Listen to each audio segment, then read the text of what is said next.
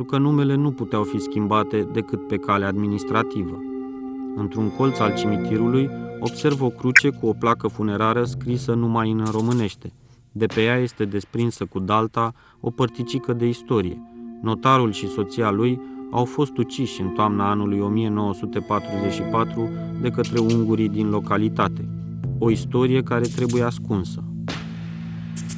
Am văzut acolo la cimitir un mormânt al unui notar. Da. Azt a jegyzőt, itt megöltek. Hogy is volt az? Notarul și soția sa. A murit și acolo a mormântat. Au vrut să plece.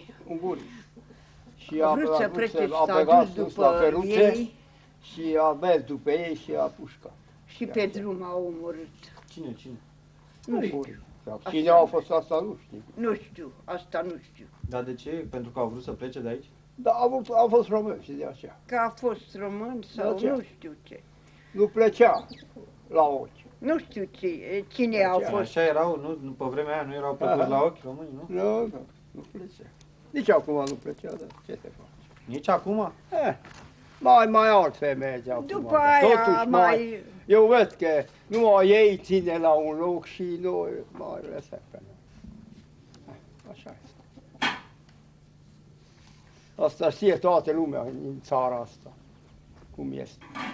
Vedeți că cum face totdeauna ședințe și cum au mormântat acolo? Atomie și nu știu ce, trebuie să fie așa și nu știu ce, cum vorbește. Nu vorbește bine? Vorbește bine. La mine totul, da, cu oricum. Astăzi sunt, mâine nu sunt. Românii din Doboi se feresc să vorbească despre ceea ce s-a întâmplat aici între 1940 și 1944, în perioada hortistă. Dacă îi întrebi, își aleg cuvintele cu teamă, iar de cele mai multe ori spun că nu știu sau pur și simplu nu-ți răspund. Tot la fel evită să-ți spună ce cred ei despre prezentul pe care îl trăiesc. Sunt singuri, nebăgați în seamă, înstrăinați. Pentru restul românilor, ei nu mai există de mult, sau poate nici nu au existat vreodată. Pentru ei, destinul a hotărât de mult și de aceea încearcă să-și protejeze ceea ce le-a mai rămas, religia, muncind în tăcere la repararea bisericii. Românii de aici s-au interesat, politicienii români au venit pe aici vreodată, în campanie electorale, ați văzut pe aici? Nu.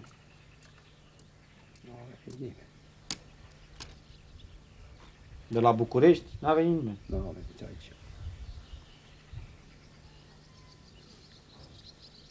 Nimic. Noi suntem aici, o sată, prea departe, la București. Acolo este prim București, nu? Acolo e șefii. Și n-ar trebui să vină și ei pe aici din când în când să vadă ce mai e cu dumneavoastră? Vreau să vină, de dacă nu vine.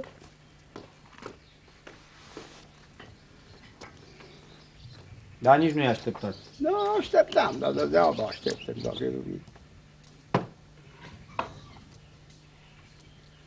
Degeaba.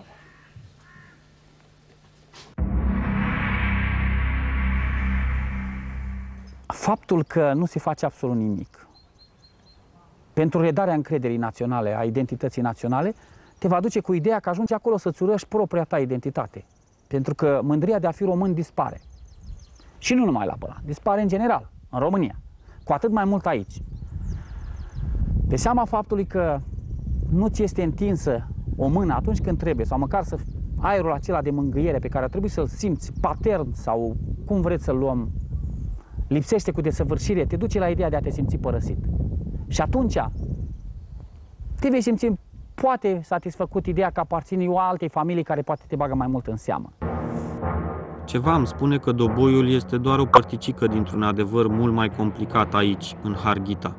De aceea am hotărât să merg la Bălan, un oraș clădit pe spatele unei exploatări miniere, care de curând a fost închisă definitiv.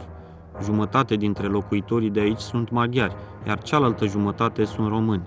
Cu toții, în frunte cu un primar independent, ales la al doilea mandat din primul tur de scrutin, au aceeași problemă de rezolvat, supraviețuirea. O supraviețuire care le este refuzată datorită unor calcule cinice sau pur și simplu a indiferenței clasei politice. Cei de la județ nu te ajută, pentru că aspectul politic este prea puternic. Cu DMR-ul la putere, deciziile, toate structurile, toate strategiile lor se fac ca și cum bălanul, acest joc de puzzle nu există. Această piesă este scoasă și se fac toate calculele, totul ca și cum bălanul nu ar exista. Pe de altă parte, București este prea departe ca să vadă ce se întâmplă aici. Drama demografică pe care am suferit-o prin înjumătățirea populației ne-a făcut să nu mai fim o masă electorală, să spunem, controlabilă. Și atunci nu suntem semnificativi sub aspectul politic, alt scenariu de joc. Și atunci ne simțim singuri, năpăstuiți, izolați, părăsiți. De curând, cu închiderea minei, chiar am simțit că, nepunându-se nimic în loc, ne-am simțit părăsiți total. Și atunci e un exercițiu de supraviețuire, destul de dificil, destul de dificil.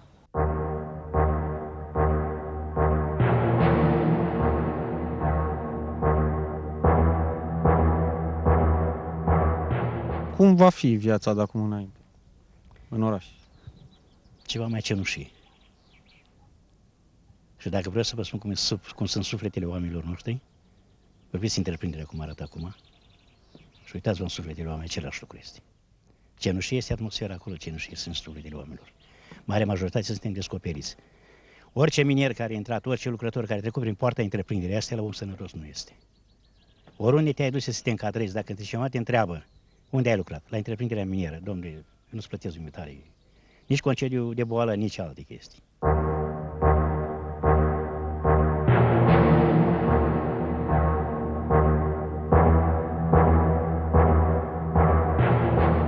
Să luăm cazul administrației județene, căreia trebuie să-i spunem în față că ne-a discriminat. Atâta timp cât tu îți faci o strategie de dezvoltare a județului și știi foarte bine că prin prisma strategiei guvernamentale mineritul se va închide și ai un punct care se cheamă Mina Bălan, care va fi afectată și se va închide la 1 ianuarie 2007, tu ar fi trebuit să vii cu niște măsuri complementare cât țin de politica județeană, spre exemplu cu drumuri, cu infrastructură zonală. Dar dacă vă uitați, nu veți găsi nimic, pentru că un îndobitocit politic, un aparținător până peste limită unei gândiri radicale, va spune despre Bălan nimic. Scopul nostru este să-l radem. Un politician a și declarat, Bălan trebuia închis de mult, Bălan trebuia terminat. Consiliul Județean, nu, după cum am observat, nici nu vor să audă de noi, iar ce să mai vorbesc sus la Parlamentul României și Guvernul României, niciodată nu vor să audă. În moment ce practic ne-au închis și ne-au lăsat, dacă e zonă monoindustrială, și ne-au lăsat, cum se spune exact, fără, ne-au luat pâinea de la gură, ce să mai vorbim? Ce să mai așteptăm de la ei?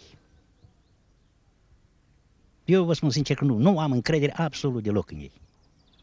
Asta. În politicienii români? În politicienii români nici într-un caz. Nici într-un caz. Vă spun sincer. Degeaba am văzut oameni la nivelul de jos, la nivelul local, care vor să facă ceva și sunt stopați. Sunt opriți să cum zice nou. De la nivelul județean și până sus la nivel central sunt opriți. Liniștea orașului maschează disperarea locuitorilor din Bălan. Fațadele hâde ale blocurilor părăsite, aflate parcă în descompunere, sugerează un viitor sumbru. Suprimarea economică a localității. Oamenii nu mai au din ce trăi și vor pleca. Vor pleca ungurii, dar și românii. Cu toate acestea, în oraș mai există speranță. La 57 scara 1 renovează blocul niște gălățeni, vor să pună geamuri, un fel de garsonieră va face aici, după aceea va vinde.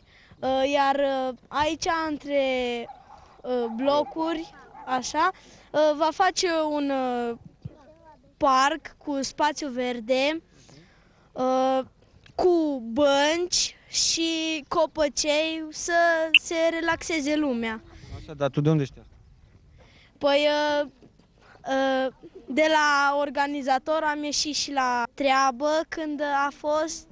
Și la curățenie? Da, am ieșit la curățenie, la strâns bolovan ce a mai fost și la întins pământul unde crește iarba. La Bălan rămâne un mister încă nedezlegat. Trebuie să dispară orașul sau trebuie să plece și ultimii români? Dar ce crezi că o să se întâmple cu orașul ăsta?